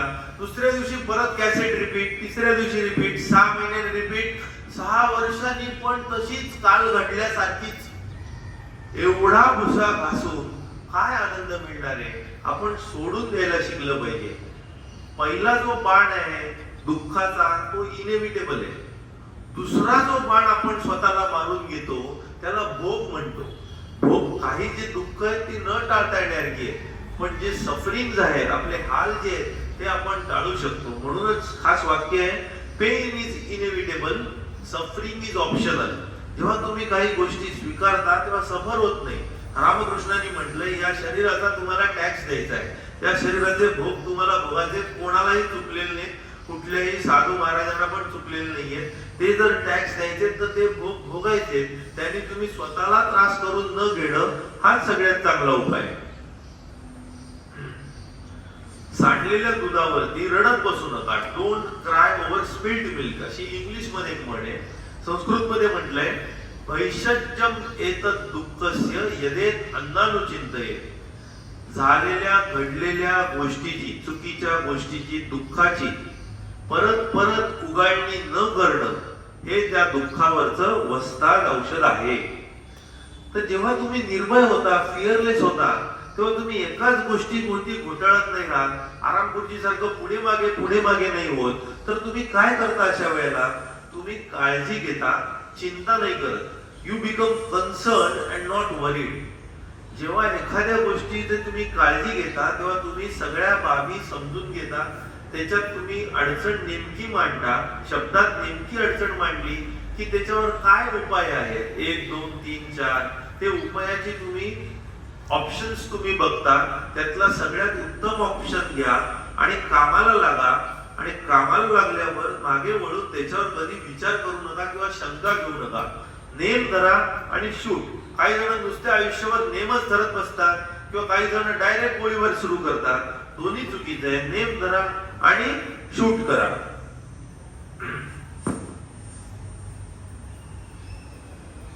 जेव्हा तुम्ही विचार करता तेव्हा लोकांबद्दल कमी विचार करा, अडचणीबद्दल विचार करा. कोण चुकीचं आहे याच्यापेक्षा काय चुकीचं आहे इकडे लक्ष द्या. प्रॉब्लेम काय आहे जास्त बघण्यापेक्षा सोल्युशन काय, त्याच्यावर उपाय काय इकडे लक्ष द्या. तोच प्रॉब्लेम परत परत परत घोटाळत बसू नका, पुढे चालायला शिका. आता सेकंड लास्ट पॉइंट आहे ग्रॅटिट्यूड, कृतज्ञता. हा फार छान महत्वाचा पॉइंट आहे. याच्यावर पण आपण एक मोठं लेक्चर करू शकलो असतो, पण मग बरीच वर्ष लागतील आपलं संपाला. त्यामुळे मी जरा कॉम्पॅक्ट केलं. ग्रॅटिट्यूड, जाणीवपूर्वकता, माइंडफुलनेस. जेव्हा तुम्ही कॉन्शियस असता, मनाचे आणि शरीराचे मालक असता, यू आर कॉन्शियस. आणि वेन यू आर स्लेव्ह, तुम्ही गुलाम असता, तेव्हा तुम्ही कंपल्सिव्ह असता. जेव्हा तुम्ही कॉन्शियस असता म्हणजेच जाणीवपूर्वक असता, म्हणजेच माइंडफुल असता. कधी कधी आपण माइंडफुलनेस हरवून बसतो. आपण इथे जेव्हा बोलत असतो, ऐकत असतो, तेव्हा तुम्ही माइंडफुल आहात. जेव्हा तुम्ही स्वतः ध्यान धारणा करताय, माइंडफुल आहात. जेव्हा एखाद्या गोष्टीचा पश्चाताप होतो तेव्हा तुम्ही माइंडफुल आहात. पण बाकीच्या वेळेला आपण विसरूनच गेलेला असतो. सगळं प्रवचन ऐकून बाहेर जाताना चप्पल नाही मिळाली, अरे चप्पल कोणी नेली रे, झालं तुम्ही रागवलेच, रागावरचं लेक्चर गेलं केला, लगेच माइंडफुलनेस गेला. तर हा माइंडफुलनेस आणण्यासाठी काय करू शकता, तुम्ही जी गोष्ट करताय ती स्लो करा, शांतपणे करा. नॉर्मल श्वास घ्यायला लागा, प्रत्येक क्षणाचा अनुभव घ्यायला लागा. घाईघाईत प्रत्येक गोष्ट करू नका. पूर्ण पाची इंद्रिय म्हणजे जी आपली पंचेंद्रिय आहे त्यांनी या क्षणामध्ये घुसून जा. प्रत्येक काम हे सगळ्यात आयुष्यातलं महत्वाचं आणि शेवटचं काम असल्यासारखं ते काम करा. म्हणजे कुठल्याही कामाचा कंटाळा किंवा त्रास तुम्हाला होणार नाही. ही जाणीवपूर्वकता तुमच्यात आली तर तुम्ही पूर्ण लक्षपूर्वकपणे समोरचा काय म्हणतोय ते ऐकले. तुम्ही बोलताना कमीत कमी शब्दात जास्तीत जास्त गोष्टी एक्सप्रेस कराल. आणि जेव्हा लक्षपूर्वक ऐकलं तर भांडणं कमी होतील. बऱ्याच वेळेला समोरचा काय ऐकतो हे आपण नीट ऐकूनच घेत नाही आणि भांडणाला सुरुवात होते. अशा वेळेला तुमच्यातली जी इम्पेशन्स आहे, इम्पेशन्स म्हणजे धीर न निघण्याची जी क्षमता आहे ती धीर निघायला तयार होतो. तुम्ही शांत होता, तुमच्याकडचा वेळ वाढतो. घाईघाईत बऱ्याच वेळेला इतक्या चुका होतात की तुमचा वेळ जास्त वाया जातो. शांतपणे केल्यामुळे कमी वेळात ती गोष्ट चांगली होते, तुमच्याकडे जास्त वेळ मिळतो, तुमची निवड अचूक होते आणि तुम्ही चांगली निवड करायला सुरुवात करता. जाणीवपूर्वकतेने तुम्ही जेव्हा काम करता तेव्हा हे काम मी कशासाठी करतोय, करतेय, त्यांनी इतरांना काय उपयोग होणार आहे, ते सकारात्मक आहे ना, कन्स्ट्रक्टिव्ह आहे ना, इकडे तुम्ही बघा. नुसतेच बिझी राहू नका. मुलगी पण सगळा वेळ बिझी असते, पण ती प्रॉडक्टिव्ह नसेल तर त्याचा उपयोग नाहीये. त्यामुळे कन्स्ट्रक्टिव्ह प्रॉडक्टिव्ह राहण्याचा तुम्ही प्रयत्न करा. हा झाला जाणीवपूर्वकतेचा भाग. आता आपण येऊया कृतज्ञता. कृतज्ञता म्हणजे ग्रॅटिट्यूड. तर आपण कृतज्ञतेकडे होतो. जाणीवपूर्वकता खालचा भाग आपण पहिले गेला. तर कृतज्ञतेमध्ये स्वतःचे आशीर्वाद मोजा. Count your blessing. देवाने तुम्हाला चांगलं काय दिलं. आपल्या प्रत्येकाच्या आयुष्यात 90 ते 95% गोष्टी देवाने चांगल्या दिलेल्या असतात. पण त्या 5%, 10% ज्या नाही आहेत त्याच्यावरच आपण सगळा वेळ घालवतो आणि सगळी माती करून टाकतो आपल्या चांगल्या दिवसाची. दुसऱ्यांचे आशीर्वाद मोजू नका. दुसऱ्यांना ऍप्रिशिएट करायला शिका. ऍप्रिशिएट करायला शिका म्हणजे दुसऱ्यामध्ये जे चांगले गुण तुम्हाला दिसत आहे त्याचा निस्वार्थीपणे त्याच्याबद्दल तुमचं एक्सप्रेस करा, अभिव्यक्त करा तुमच्या भावना की अरे किती छान आहे, किती उत्तम आहे. त्याबद्दल तुमची कृतज्ञता एक प्रकारची तुम्ही व्यक्त करा. जाणीवपूर्वक कृतज्ञतेमुळे जे तुम्हाला जे पेन होतं त्याचं तुम्ही फॅसिनेशन मध्ये रूपांतर करा. जे सॉरो होतं त्यांनी तुमची खोली मोजा. कसं आहे, सुख आणि दुःख एकत्रच येणार. ड्युअलिटी म्हणतात, द्वैत म्हणतात. नुसतंच सुख नुसतंच दुःख येत नाही. पण जेव्हा तुम्हाला कृतज्ञतेची भावना येते की जेव्हा माझ्याकडे दुःख येतं तेव्हा मी आयुष्यात जास्त गोष्टी शिकते किंवा जास्त गोष्टी शिकतो. जेव्हा सुख असतं तेव्हा मी काहीच शिकत नाही. इंग्रजीत एक छान म्हण आहे, I walked with pleasure and she sharp, म्हणजे बडबड, she sharp all the way and I learn nothing. But when I walk with sorrow जेव्हा मी दुःखाबरोबर चाललो, not a word she uttered, ती एकही शब्द बोलली नाही. And oh what I have not learn, आणि मी काय शिकलो नाही एवढं काही मला शिकवण मिळाली. त्यामुळे आयुष्यात जेव्हा अडचणी येतात, दुःख येतात, तेव्हा तुम्ही सगळ्यात जास्त गोष्टी शिकता. त्यामुळे कुंती महाभारतात म्हणते, मला दुःख दे आणि दुःख सहन करण्याची शक्ती पण दे. तर हे जे दुःख आहे त्याच्यातून तुम्ही शिकणार असाल, तुम्ही घडणार असाल, तर दुःख आल्यावर तुम्हाला दुःख होणार नाही, आनंद होईल की माझा शिकण्याची वेळ आलेली आहे, मी शिकतो, माझ्या अंतरंगात खोल जाण्याची वेळ आलेली आहे, माझी खोली वाढणार आहे. जेव्हा आनंद येणार आहे तेव्हा माझी रुंदी वाढणार आहे, व्याप्ती वाढणार आहे. सो सुख आणि दुःख याचे वेगवेगळे फायदे आहेत. त्यातून दुःख आलं तर त्याचा त्रास न करून घेता त्याचा उपयोग कसा करून घेता येईल हे लक्षात घ्या. जे मोठे मोठे लीडर असतात, जेव्हा जेव्हा अडचण येते तेव्हा ते संधीसारखा उपयोग करतात. म्हणूनच माइंडसेट जे आपण म्हटलेलं आहे, तर माइंडसेट मध्ये मनाची जडणघडण, सगळं दुःख, राग, द्वेष, एन्व्ही, जेलसी, असूया हे प्रत्यक्षात तुम्ही मोजमाप करू शकता नाही. हे सगळं मनातच आहे. मन घडत, सगळ्या गोष्टी मनातच घडतायत, बाहेर नाहीच आहे. मग या जर सगळ्या गोष्टी मनात घडतायत तर बाहेर नक्की काय आहे? बाहेर आहे प्रतिकूलता. तुम्ही तुमच्या आवडीनिवडी ठरवलेल्या आहेत. मला हे खूप आवडतं, मला हे आवडतच नाही. जे आवडत नाही ते दुःख, जे आवडत नाही ते घडलं तर राग. माझ्या मनाप्रमाणे होतंय तोपर्यंत मी आनंदी, मनाविरुद्ध घडलं की राग आलाच. मग ते लहान मूल असेल, वीक असेल तर ते लगेच चिडणार आणि रागवणार. म्हणजेच राग, द्वेष, असूया बाहेर नाहीच आहे. बाहेर फक्त प्रतिकूलता आहे. एखादी गोष्ट तुमच्याकडे नाहीये, एखाद्या व्यक्तीला एखादी गोष्ट मिळाली आहे ती तुमच्याकडे नाहीये, ही प्रतिकूलता आहे.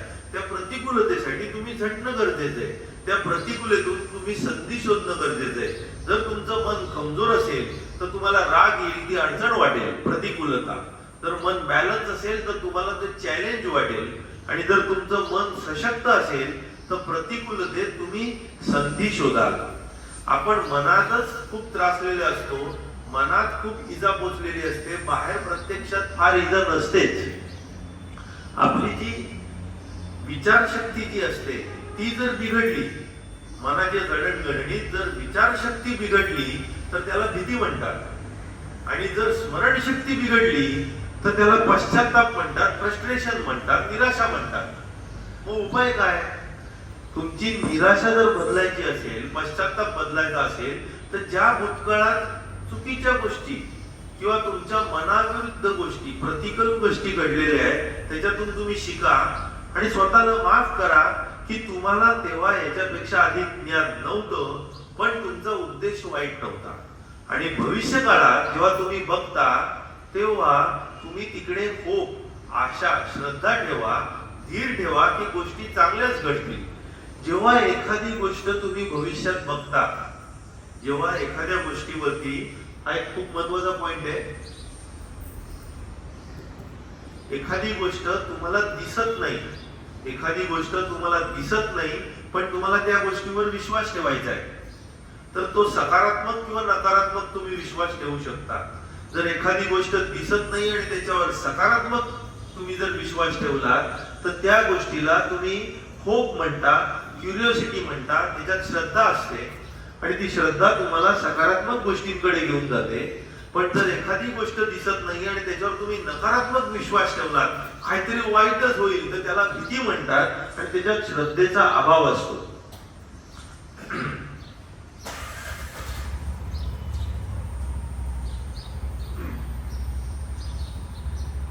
जेव्हा तुमच्या मनात थोडीशी भीती शिल्लक असते तेव्हा तुमच्या मनाची पूर्ण शुद्धता आलेली नसते. पण थोड्याही भीतीचा तुमच्या मनात लवलेश नाहीये, तुमचं निखळ प्रेम सगळ्या जगाप्रती आहे, तेव्हा तुम्हाला साक्षात्कार झाला, तेव्हा तुम्हाला एकत्वाची जाणीव झाली आणि तुम्ही म्हणू शकता शिवोहम शिवोहम. जी स्पिरिच्युअल प्रोसेस आहे, आता लास्ट पॉइंट आहे, मग कमिटमेंट आणि मग फायदे, नुकसान आणि उपाय. तर जे स्पिरिच्युअल प्रोसेस म्हणतो आपण ती काय आहे? Unlearning of fear and acceptance of love. म्हणजे भीती मनातून काढून टाकणे आणि प्रेमाचा स्वीकार करणे, ह्यालाच स्पिरिच्युअल प्रोसेस म्हणतात. मॅक्झिमम कमिटमेंट, प्रेम जे आहे हे भावना नाहीये, तर हे मॅक्झिमम कमिटमेंट आहे, सर्वोच्च वचनबद्धता आहे. ती सर्वोच्च वचनबद्धता जेव्हा आहे तेव्हा ती सर्वोच्च वचनबद्धता देताना तुमचे एथिक्स, नैतिकता सर्वोच्च असणं गरजेचं आहे. ही तुमची निवड असते. जेव्हा बाळाला जन्म दिला आईनी, तेव्हा आईची सर्वोच्च वचनबद्धता बाळाकडे आली की मी या बाळाची सगळ्या दृष्टिकोनातून जबाबदार आहे आणि काळजी घेणं गरजेचं आहे, ते सगळ्यात मला प्रिय असणं आवश्यक आहे. तेव्हा ते बाळ त्या मॅक्झिमम कमिटमेंट मधून तुम्हाला सुंदरच दिसणार. त्या आईला खरंच कधीच कुरूप दिसू शकत नाही, कारण तिची सर्वोच्च वचनबद्धता तिकडे येते. जेव्हा तुमच्याकडे निवड येते तेव्हा तुम्ही रिस्पॉन्ड करता, ना की रिॲक्ट करता. जेव्हा तुम्ही मनाचे आणि शरीराचे मालक असता तेव्हा तुम्ही रिस्पॉन्ड करता, आणि जेव्हा तुम्ही गुलाम असता तेव्हा रिॲक्ट करता. जशी मी गेल्या वेळेला गोष्ट सांगितली होती, हॉटेलमध्ये बायका जेवायला येतात आणि एक झुरळ पडतं, ती बाई नाचायला लागते, दुसरी सगळ्या नाचायला लागतात, अंग सांडतं, ते झुरळ वेटरच्या अंगावर पडतं, वेटर शांत राहतो आणि झुरळ टाकून देतं. काय घडतं? तर बायका रिॲक्ट करतात, कारण त्या मनाच्या आणि शरीराच्या गुलाम असतात. तो वेटर मालक असतो मनाचा आणि शरीराचा, तो शांतपणे बुद्धीने मनाला आणि शरीराला ताब्यात ठेवतो आणि बरोबर कृती करून भीतीदायक गोष्ट काढून टाकतो. तर तुमच्या मनाची जी जडणघडण असते त्याच्यात तुमची चॉईस असतो की जग तुम्हाला सतत आमंत्रण देत असतं. हा फार महत्वाचा भाग आहे रागाच्या उपचारामध्ये. जग सतत आमंत्रण देत असतं तुम्हाला अपसेट होण्यासाठी. तुमचं चॉईस आहे ते आमंत्रण स्वीकारायचं की नाही. साध्या भाषेत, तुम्हाला जर कोणी आनंद देत असेल आज, तर उद्या तीच व्यक्ती तुम्हाला दुःखही देऊ शकते. म्हणून काही जणांचं म्हणणं असतं की सगळ्यात जवळची व्यक्तीच मला त्रास देऊ शकते, कारण सगळ्यात जवळची व्यक्तीच मला आनंद देते. पण तुमच्या भावनांचा रिमोट कंट्रोल हा दुसऱ्यांच्या हातात का द्या? तो तुमच्या हातातच असला पाहिजे.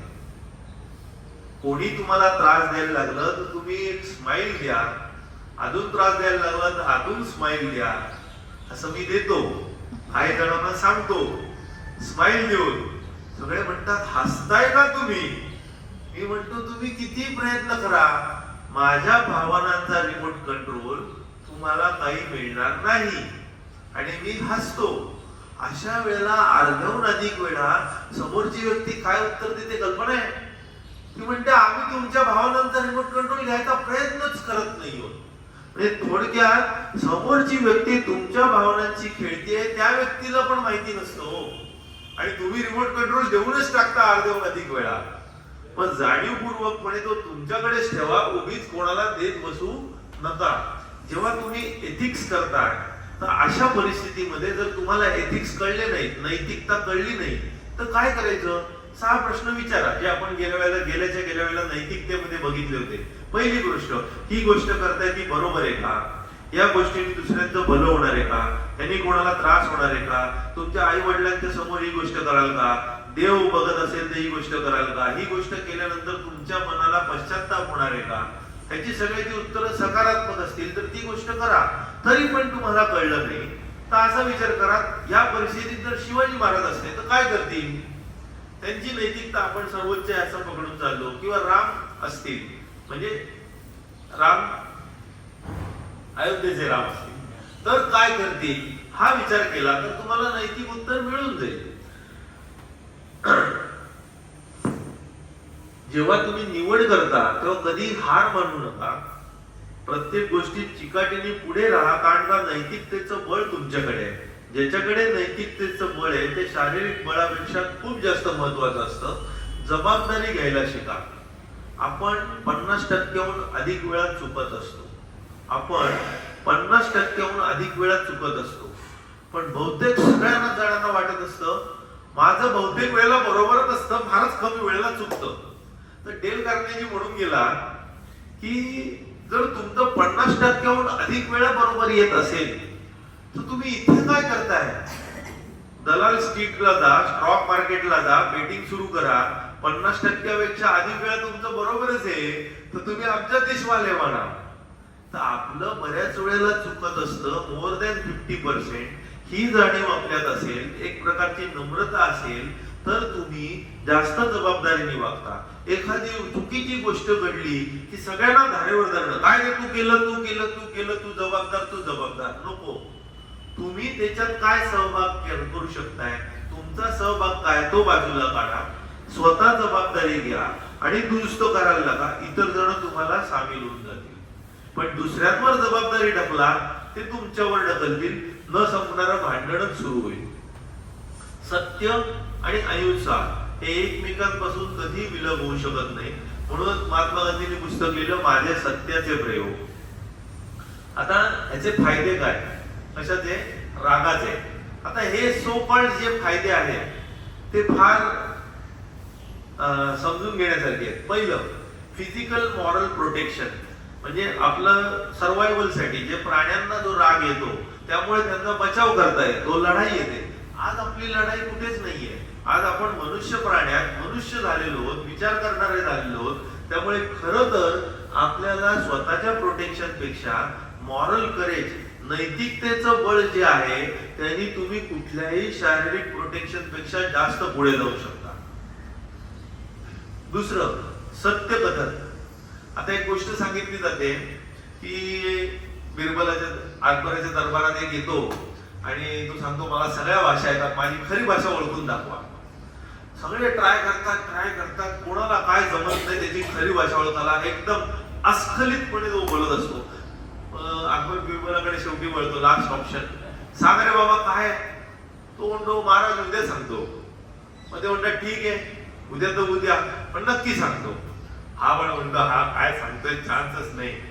मग सगळे रात्री झोपतात, सामसूम होते. बिरबल एकाला पाठवतो आणि त्याच्या अंगावर पाणी ओततो झोपलेला असताना. हा चिडून ज्या काय शिव्या घालतो त्याच्याच भाषेत घालतो. दुसऱ्या दिवशी सांगतो ही त्याची भाषा. रागवल्यावर खरी भाषा येते. म्हणजे एक प्रकारे तो खरं बोलतो, परंतु रागवल्यावर तुमचा खरा नेचर बाहेर पडतो. जेव्हा तुमच्या मनातल्या विरुद्ध गोष्टी होतात किंवा प्रतिकूल गोष्टी घडतात तेव्हा तुमचा आतला नेचर जर आध्यात्मिक असेल तर तुम्ही शांत राहता, बॅलन्स राहता, समोरच्याला राग समजावून सांगता की हे चुकीचं घडलंय, दुरुस्त कसं करता येईल. आणि ज्याचा स्वतःवर बॅलन्स नाहीये, ताबा नाहीये, तो समोरच्याला ओरडून किंचाळून मानहानिकारकपणे बोलेल की ज्याने तो स्वतःचं कॅरेक्टर बाहेर ओपन करतोय. म्हणजे खरं बोलण्यापेक्षा तुमचा खरा नेचर बाहेर पडतो हे समजून घ्या. उलट रागवल्यावर एखादी व्यक्ती म्हणजे मनाविरुद्ध गोष्टी घडत असताना एखादी व्यक्ती जर खरंच शांत राहू शकत असेल तर ती खरीच आध्यात्मिक क्षेत्रात पुढे गेलेली आहे हे आपण ओळखू शकतो. तिसरा फायदा, सो कॉल्ड, राग आला की मला जोर येतो आणि मी जोरात काम करतो.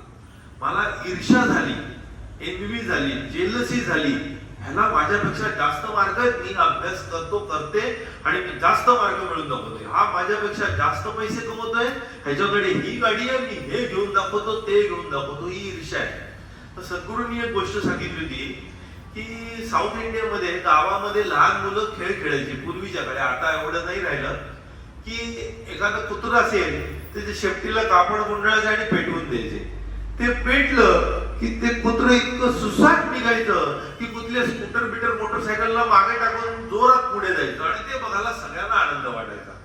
राग, ईर्ष्या या पेटलेल्या शेपटीसारखंच आहे. त्याने तुम्ही स्कूटर पेक्षा जोरात धावाल पण तो काही जगण्याचा चांगला मार्ग नाहीये.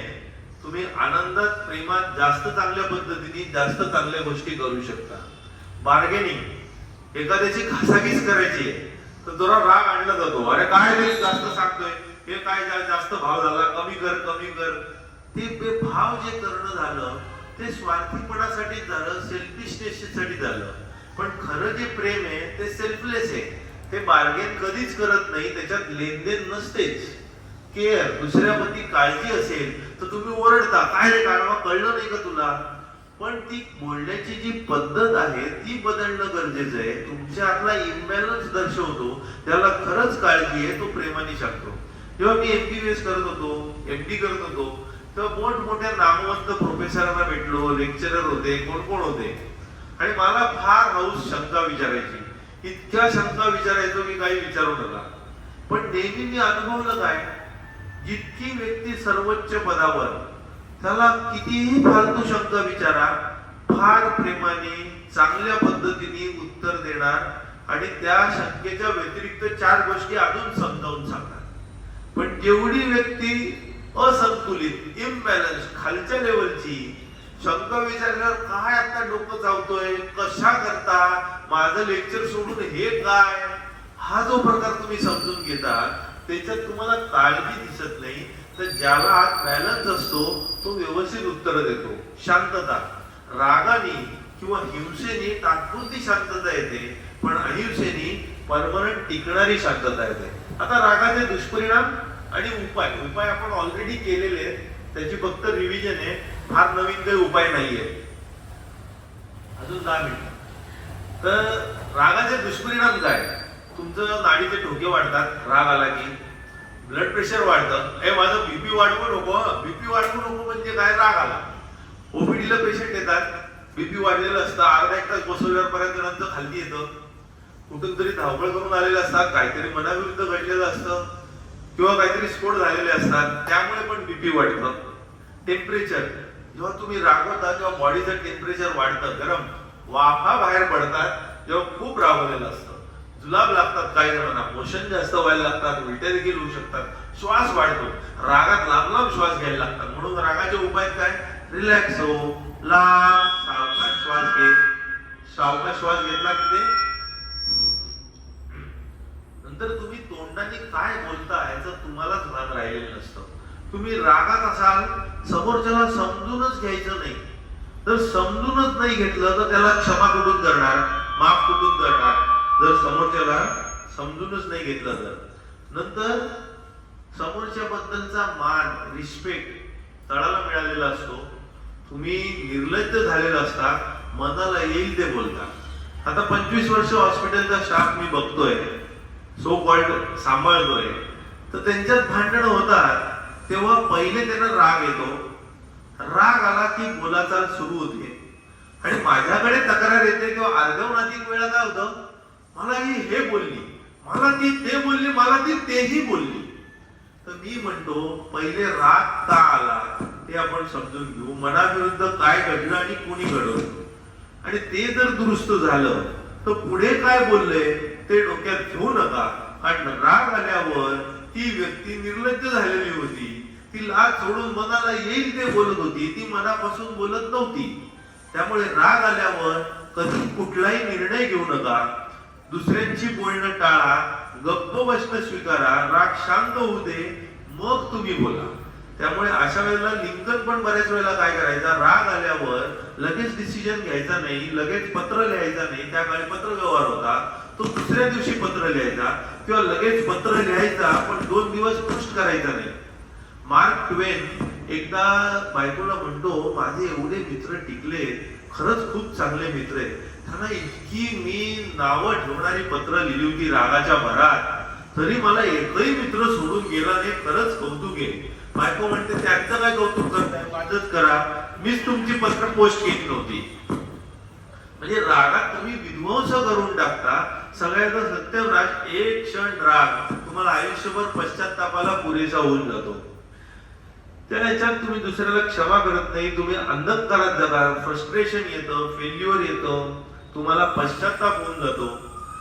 तुम्ही जी शिक्षा देत असता रागाची किंवा ज्या इजेमुळे तुम्ही राग येता आणि दुसऱ्याला इजा पोहोचवता, अशा ह्याच्यात समजून घ्या, तुम्हाला झालेला त्रास हा खूप कमी असतो. तुम्ही दुसऱ्याला जो रागाच्या भरात त्रास देता तो जास्त त्रास असतो.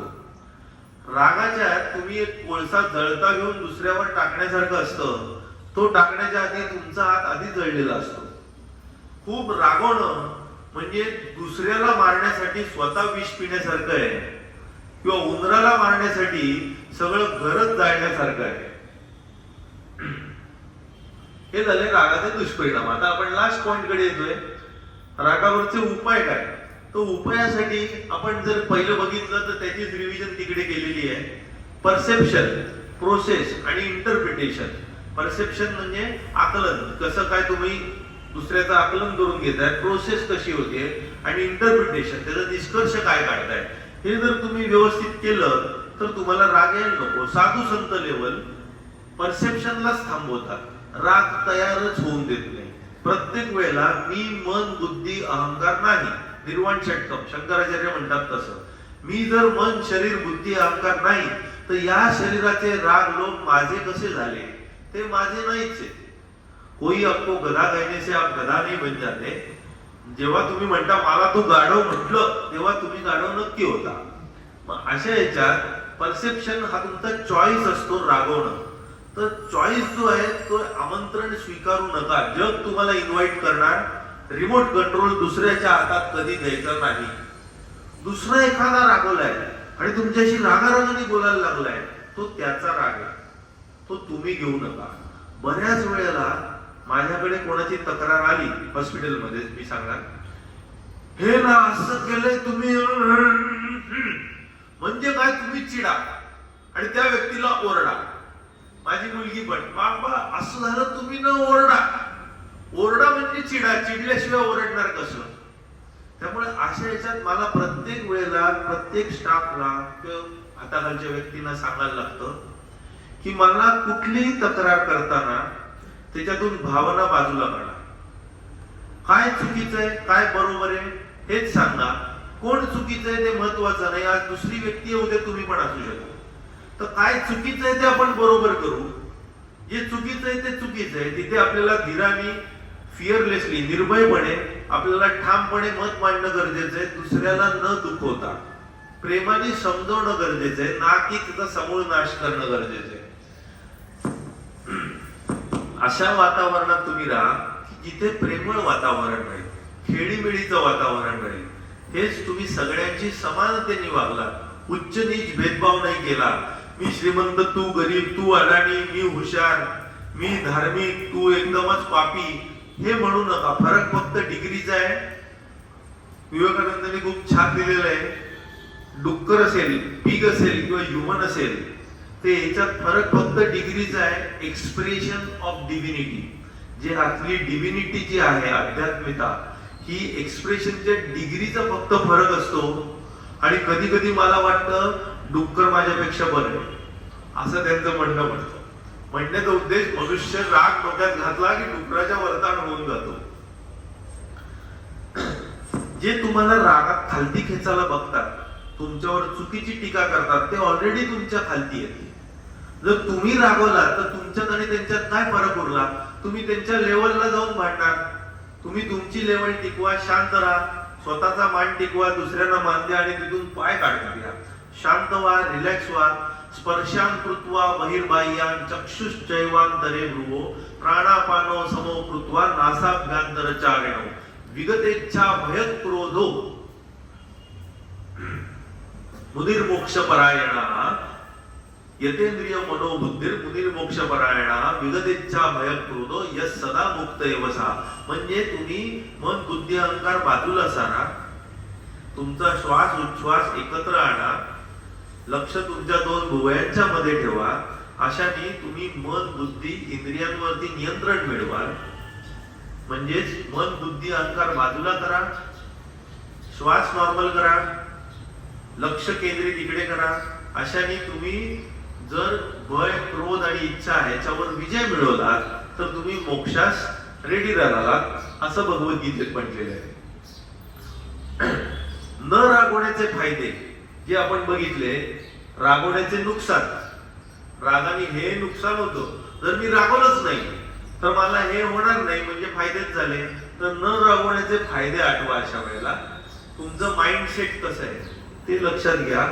त्या माइंडसेट मध्ये तुम्ही लोकांवर लक्ष घालू नका, अडचणीवर लक्ष घाला. अडचणीवर लक्ष घालू नका, उपायावर लक्ष घाला. तीच अडचण परत परत फिरवत बसू नका.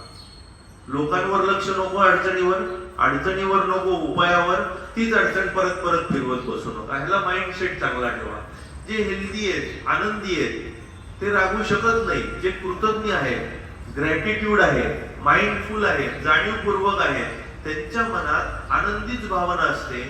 ते रागवतील कशाला. एका वेळेला दोन भावना येऊ शकत नाही. एखादी रागवण्यासारखी गोष्ट झाली म्हणजे तुमच्या मनात प्रतिकूलते विरुद्ध रिएक्शन आली, तुम्ही रिस्पॉन्ड करत नाही आहात, तर रिस्पॉन्ड करायचं आहे, ना की रिॲक्ट करायचंय. प्रतिकूलता आली तर ती संधी आली, त्या संधीतून आपल्याला शिकता येईल, आपली प्रगती साधता येईल. उलट त्या संधीला वेलकम करा. प्रोसेस, कल्चर, रागवण्याचं कल्चर ठेवू नका. काही झालं तर तांग तांग तांग तांग तांग तांग. आता 4 दिवसापूर्वी हॉस्पिटलच्या बाजूला सकाळच्या वेळेत एक मनुष्य मोठमोठ्याने मोबाईलवर 5-10 मिनिटं आरडाओरडा करत चालला होता. तो कुठेतरी त्रासलेला होता, कुठली तरी कामाला दिसणार, पण तो सकाळच्या वेळात शांततेमध्ये इतका मोठमोठ्याने बोलत होता की वातावरणात व्हायब्रेशन बिघडलेल्या होत्या. कल्चर चांगलं ठेवा, प्रेमाचं, समजुतीचं, एकमेकांना अंडरस्टँड करण्याचं ठेवा.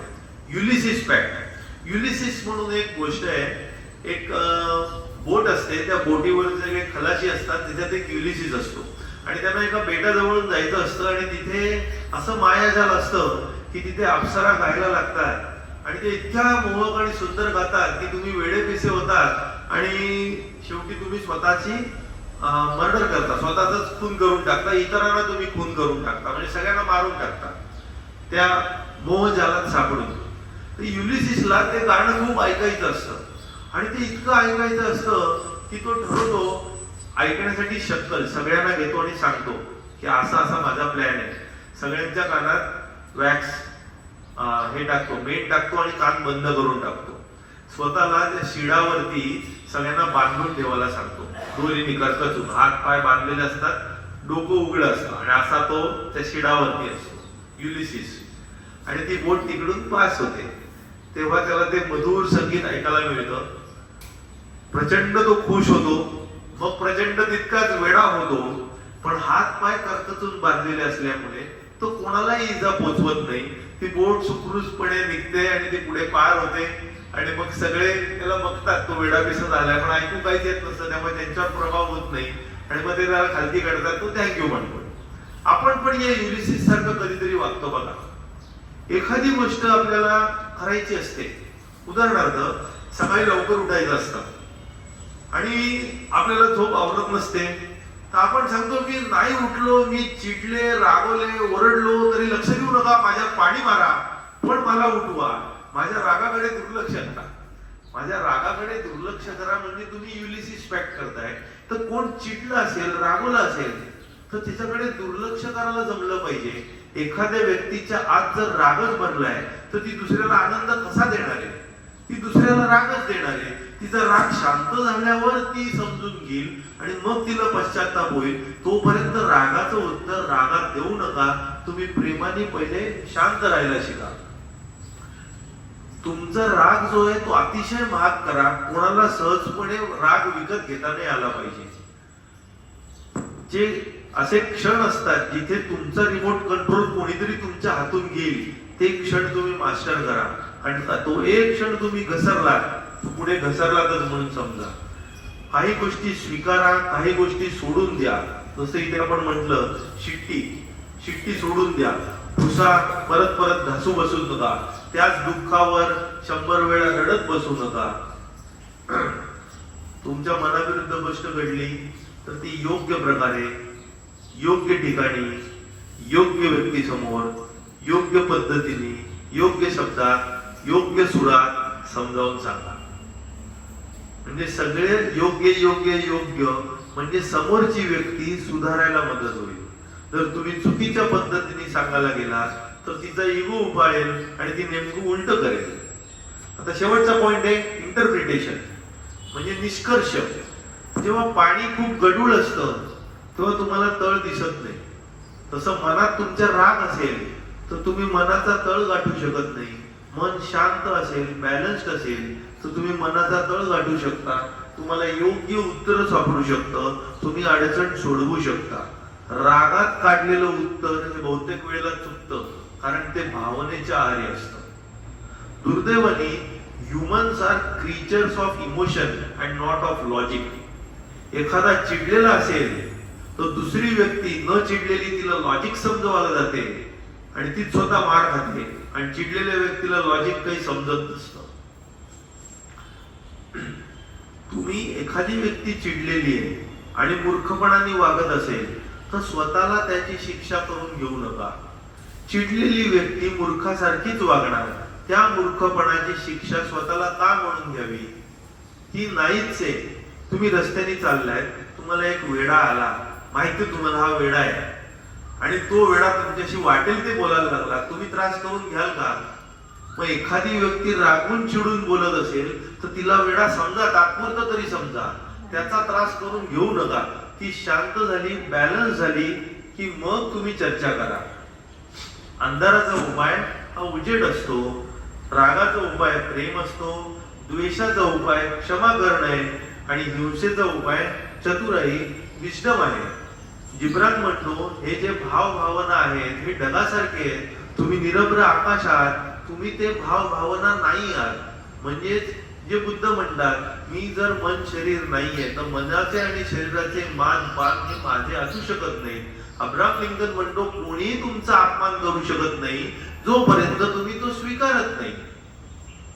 सेनेका म्हणतो, लहान मुलं जेव्हा रागवलेली असतात तेव्हा कधीही त्यांचं ऐकू नका, नाहीतर त्यांना सवय लागेल प्रत्येक वेळेला राग आणायची, कारण राग आल्यावरच माझी गोष्ट पूर्ण होते, हे त्यांच्या अंगवळणी पडेल. राग येणं हे मनुष्याचा स्वभाव धर्म आपण जर पकडला तर राग येऊन न देणं, राग येऊन न देणं हा मनुष्याचा चतुराई किंवा हुशारी म्हटलं जातं. ज्याला राग येत नाही तो मूर्ख, जो राग येऊन देत नाही तो हुशार. ज्याला राग येत नाही तो मूर्ख, जो राग येऊन देत नाही तो हुशार.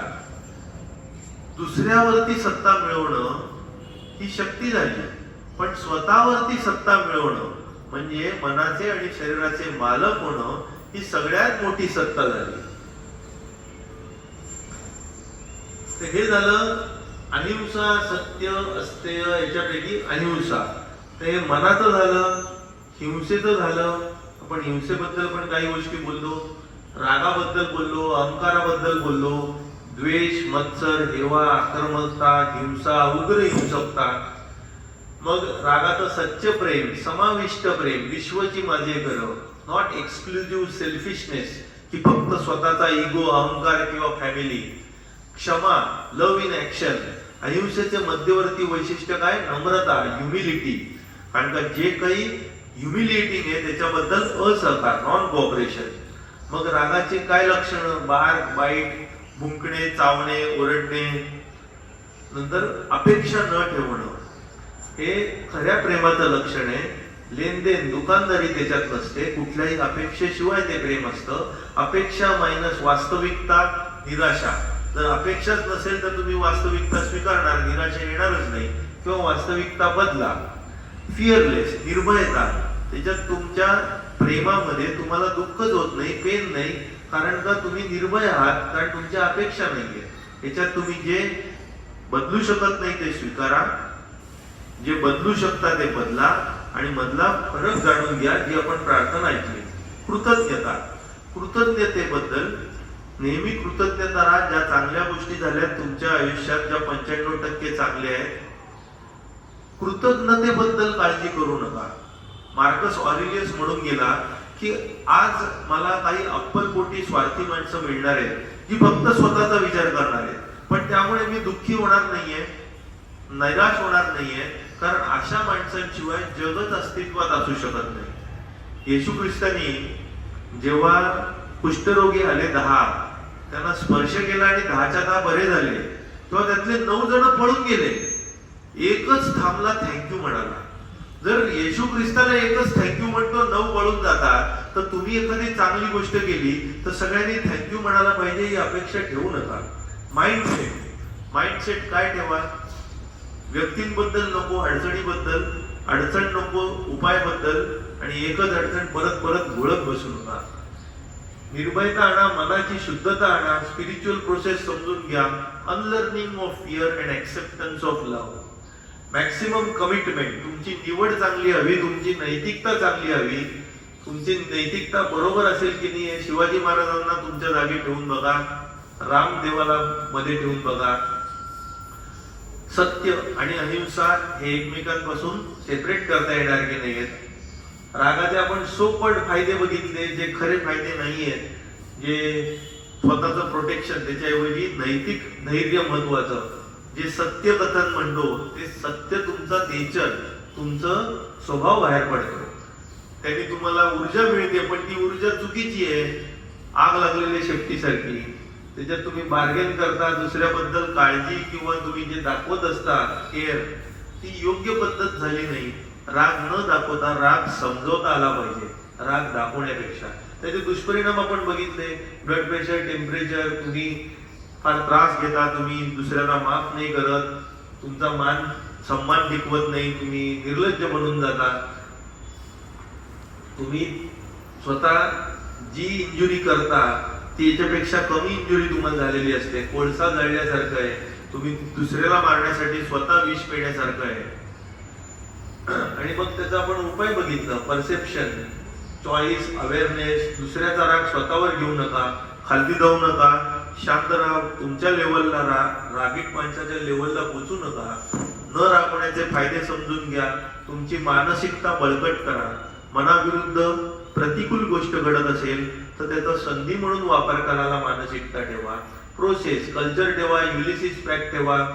स्वीकारा, सोडून द्या. शिट्टी करता जास्त किंमत मोजू नका. तुम्ही त्या रागाकरता जी किंमत मोजताय ती बऱ्याच वेळेला खूप जास्त असते. आणि जेव्हा तुम्ही निष्कर्ष काढता तेव्हा शांत अवस्थेत राग नसताना तुमचा निष्कर्ष हा नेहमी बरोबर येतो. तेव्हा तुमच्याकडून चुका कमी घडतात आणि तुम्ही प्रॉब्लेम सोडवायला मदत करता. लहान मुलांना देखील राग असताना कधी मागण्या मान्य करू नका. शांतपणे समोरची व्यक्ती समजून घेते तेव्हाच ते आपण मान्य करूया. तर आपण बसायला आणि शेवट करूया. आता विश्वात्मके देवे येणे वाक्यज्ञे तोषावे. तोषोनी मज द्यावे असाय दान हे. जे खळांची व्यंकटी सांडो तया सत्कर्मी रती वाढो. भूता परस्परा पडो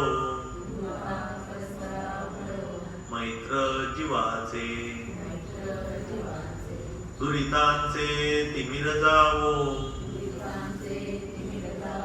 विश्वस्वधर्मे सूर्ये पाहो. जो जे वांछील तो ते लाहो. प्राणी जात.